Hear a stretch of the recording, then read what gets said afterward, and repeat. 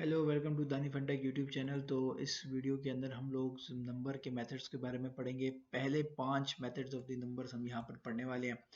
तो जल्दी जल्दी हम इसको कंप्लीट करते हैं और उसको थ्रोली देखते भी हैं। देखो अभी क्या है, यहाँ वेरिएबल है। वेरिएबल के अंदर हमने एक वेरिएबल नेम दिया है नम, और नम के अंदर हमने एक क्या किया है, एक स्ट्रिंग स्टोर की है। भाई ये क्या है, एज ए स्ट्रिंग स्टोर हो रहा है। क्योंकि मैंने आपको बताया था कि जब आप कोटेशन के अंदर कुछ भी लिखते हैं तो एज अ स्ट्रिंग स्टोर होता है, लेकिन जब इसकी कोटेशन में हटा दूंगा तो ये क्या होगा, एज अ नंबर स्टोर होगा। तो अभी यही चीज़ आपको समझ आ गई है कि वेरिएबल के मतलब आप वेरिएबल के अंदर कोई नंबर कैसे स्टोर करते हैं और कोई स्ट्रिंग कैसे स्टोर करते हैं। तो ये हमारे पास क्या था, एज अ स्ट्रिंग पहले।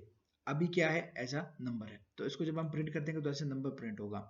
अब क्या करना है कि अभी एज अ नंबर है, अभी मैं कहता हूं कि ये एज एन स्ट्रिंग प्रिंट हो जाए। तो मैं यहाँ पे पहला मेथड आपने बार बार करूंगा, टू स्ट्रिंग के जरिए मैं इसको एज अ पहले क्या प्रिंट करूंगा, मतलब एज एन स्ट्रिंग प्रिंट करूंगा। तो अभी मैं क्या करता हूँ, सबसे पहले इसको एज ए नंबर प्रिंट करता हूँ, सेम टू सेम। तो ये हमारे पास एज ए नंबर प्रिंट होगा। अभी हम इसको देख लेते हैं। तो ये 95 एज ए नंबर प्रिंट हुआ है। अभी इसको मैं स्ट्रिंग के जरिए प्रिंट करता हूँ, टू स्ट्रिंग के जरिए मेथड प्रिंट करूंगा, तो ये एज एन स्ट्रिंग ही प्रिंट होगा। ठीक है, इसको जरा हम दोबारा से मार्क कर लेते हैं। अभी हमारे पास ये जो प्रिंट होगा 95, ये एज ए स्ट्रिंग प्रिंट होगा। ठीक है, ये हमारे पास क्या है, एज एन स्ट्रिंग प्रिंट हुआ है। अभी आप देखना चाहते हैं कि भाई ये क्या स्ट्रिंग के अंदर कैसे प्रिंट हुआ है, तो मैं यहाँ छोटा सा असाइनमेंट ऑपरेटर का इस्तेमाल करूंगा। यहाँ एक और वेरिएबल लिया हुआ है मैंने num2, और उसके अंदर 5 है। अब 95 और 5 ऐड होंगे तो हमारे पास क्या हो जाएगा, हमारे पास 100 आंसर आ जाएगा। ठीक है, असाइनमेंट ऑपरेटर प्लस का मैंने इस्तेमाल किया है।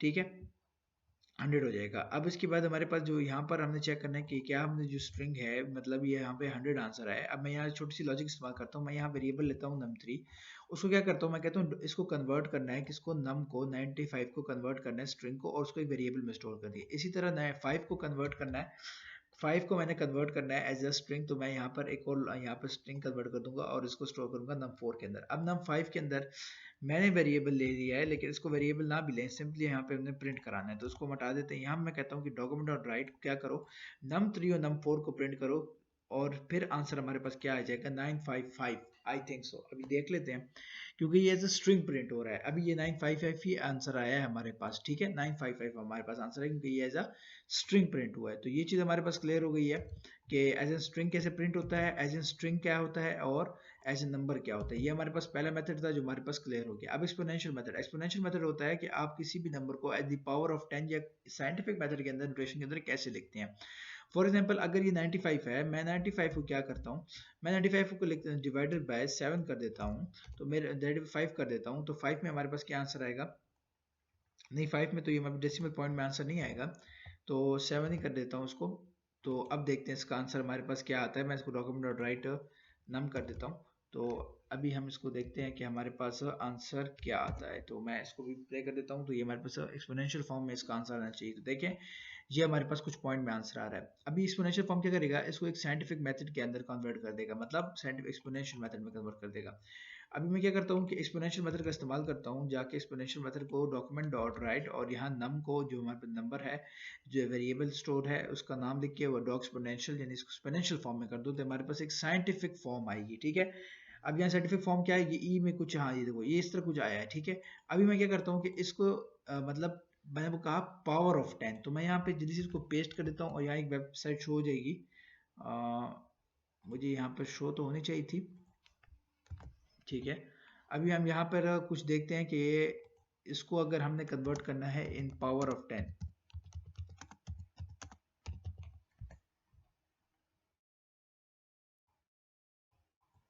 ये हमारे पास शो नहीं हो रही, क्या वजह है।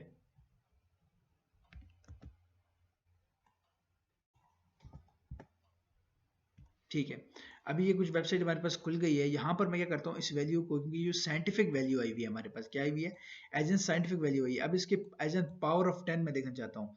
तो यहाँ पर मैं चला जाऊँगा, तो ये एज एन पावर ऑफ 10 मुझे यहाँ पर बता देगा। तो आप देख सकते हैं कि भाई इसने बताया कि आपका जो है यहाँ पर एक्सपोनेंशियल फॉर्म में पावर ऑफ 10 क्या आ रहा है मेरे पास। यहाँ पे एक्सपोनेंशियल को क्लिक करके मैं कन्वर्ट कर देता हूँ। तो ये हमारे पास क्या आ रहा है, 1.357 का exponential power in decimal form था। अब ये क्या आ रहा है, 13.5 और समथिंग। ठीक है, लेकिन इसकी 10 की पावर मैं देखना चाहूँ तो यहाँ पर 10 की पावर मुझे बता देगा 1। ठीक है, 1 पॉइंट, यानी एक्सपोनेंशियल फॉर्म के अंदर e+1 का क्या मतलब हो जाता है, 10 की पावर 1। तो ये चीज़ हमारे पास क्लियर हो गई है, ठीक है। यहाँ पर हमने देख लिया एक्सपोनेंशियल फॉर्म क्या होता है। इस पर मजीद आप देख सकते हैं मैथमेटिकल क्वेश्चन की वैल्यूज हैं, तो ये मैथ्स के अंदर हमारे पास ज़्यादा आता है, ठीक है। अब हमारे पास आता है टू फिक्स। टू फिक्स क्या होता है कि अगर ये जो मेरे पास आंसर आ रहा है 1.3577 समथिंग हमारे पास आंसर आ रहा है डेसिमल वैल्यू के अंदर, ठीक है। मैं इसको बार बार प्रिंट करना भूल जाता हूँ, अभी इसको प्रिंट करता हूँ। तो हमारे पास जो आंसर आ रहा है वो एक डेसिमल पॉइंट में एक आंसर आ रहा है। मैं कहता हूँ कि यार इसको राउंड अबाउट करो, यार ऐसा करो कि यार ये राउंड अबाउट हो जाए, मतलब फिक्स वैल्यू आ जाए, ठीक है। मतलब 13.55 है, मुझे क्या देते हो डायरेक्ट, मतलब राउंड अबाउट कर दो कि 13.5 है तो मुझे 14 आंसर दे दो। तो मैं जैसे ही इस पे टू फिक्स की वैल्यू का मतलब मेथड का इस्तेमाल करूंगा नंबर पे, तो मेरे पास 14 ही आंसर आएगा। मैं इसको दिखा भी देता हूँ, ये अप्लाई इधर नहीं हुआ, ये अब ये अप्लाई होगा। अब 14 ही मेरे पास आंसर आएगा, तो वही हुआ जो मेरे पास आया, यानी राउंड अबाउट कर दो। तो इसको मतलब हम क्या करते हैं, टू फिक्स। अब हमारे पास आता है प्रिसाइज। प्रिसाइज क्या करता है, to return a number written in the specified length, यानी नंबर को रिटर्न करता है जो स्पेसिफाइड लेंथ के अंदर लिखा हुआ हो, ठीक है। अभी हम क्या करते हैं कि यहाँ प्रिसाइज वैल्यू का इस्तेमाल करते हैं। मैं सिंपली इसको प्रिंट करूंगा कि जो मेरे पास पॉइंट पॉइंट पॉइंट में वैल्यू आ रही है, देखते हैं कि ये क्या करता है।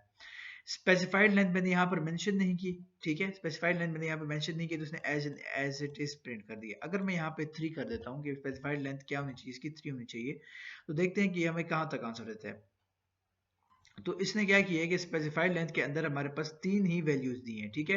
3 ही वैल्यूज दी हैं। अगर मैं इसको ज्यादा कर देता हूँ तो ये क्या करेगा, मतलब 5 कर देता हूँ तो 5 में क्या करेगा, 6 से आगे फिर 13.5 और फिर आगे 13.5 और 7 इस तरह कुछ प्रिंट होगा, यानी लास्ट वैल्यू जो होगी वो राउंड अबाउट हो जाएगी जहाँ जितना मैं इसको लेंथ देना चाहता हूँ। तो ये हमारे पास था प्रिस्क्रिप्शन। अब हमारे पास एक और वैल्यू आती है, मैं यहाँ पर इसको दोबारा प्रिंट करता हूँ। अब हमारे पास आखिरी वैल्यू जो आती है, आखिरी जो मेथड आता है वो आता है वैल्यू ऑफ। अब ये वैल्यू ऑफ का इस्तेमाल करें या ना करें, इसका फायदा कोई नहीं है। इसकी फायदा इस वजह से नहीं है कि ये उसी चीज को दोबारा उसी तरह ही बना देता है। मतलब प्रीमेटिव ऑब्जेक्ट्स, मैंने आपको बताया था 7 प्रीमेटिव ऑब्जेक्ट्स थे पिछली वीडियोस के अंदर, मैंने बताया था हमारी जितनी भी वीडियोस थी स्ट्रिंग के अंदर वीडियोस थी, स्ट्रिंग मेथड्स थे हमारे पास वेब डेवलपमेंट में थे। तो मैंने बताया था कि हमारे पास 7 प्रीमेटिव ऑब्जेक्ट्स होते हैं जिसमें नंबर आता है, बूलियन आता है और ऑब्जेक्ट्स आते हैं। ये 7 प्रीमेटिव ऑब्जेक्ट्स हैं। ये वैल्यू ऑफ क्या करता है कि आपको ऑलरेडी आप जहाँ पे जो वेरिएबल स्टोर करते हैं वो एज अ स्ट्रिंग ही स्टोर, कभी स्ट्रिंग स्टोर करते हैं, कभी नंबर ही स्टोर करते हैं। अगर ये एज अ नंबर है तो इसको नंबर ही स्टोर करेगा। एज एन एज एन हमारे पास अगर ये वो है स्ट्रिंग है तो ये एज अ स्ट्रिंग स्टोर करेगा। तो आप इसको जब इस्तेमाल करेंगे तो आपके पास आंसर सेम टू सेम वही आएगा। देखो मैं यहाँ नंबर करता हूँ तो मेरे पास फिर भी वही वैल्यू आएगी, क्योंकि ये नंबर है तो इसको नंबर ही रहने देगा। देखो यहाँ पर ये देखो इसने क्या किया, इसको एज एन इस नंबर ही रहने दिया। तो इस वजह से भी ज़्यादा वैल्यू ऑफ का इस्तेमाल हम लोग नहीं करते। तो ये हमारे पास थे पहले 5 methods of the number in JavaScript. तो अगली वीडियो के अंदर मजीद हम पढ़ेंगे, बाकी मेथड्स को क्लियर करेंगे, और ये बहुत मोस्ट कॉमन मेथड्स थे जो हमने इस वीडियो में कवर अप किए।